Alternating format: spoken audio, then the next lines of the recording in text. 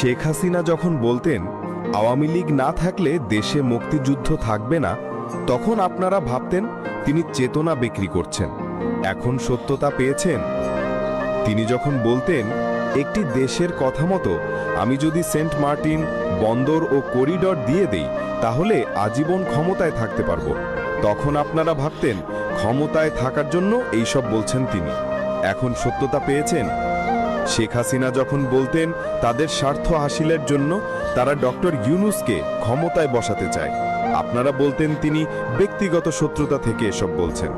এখন সত্যতা পেয়েছেন।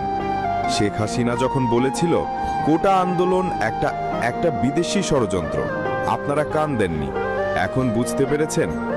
শেখ হাসিনা যখন বলেছিল জঙ্গিবাদ ও মৌলবাদ দেশের মূল সমস্যা, আপনারা বলতেন সবই নাটক। এখন সবকিছুই দিনের আলোর মতোই ফকফকা। অপেক্ষা করুন, আরো অনেক কিছুই দেখতে পাবেন।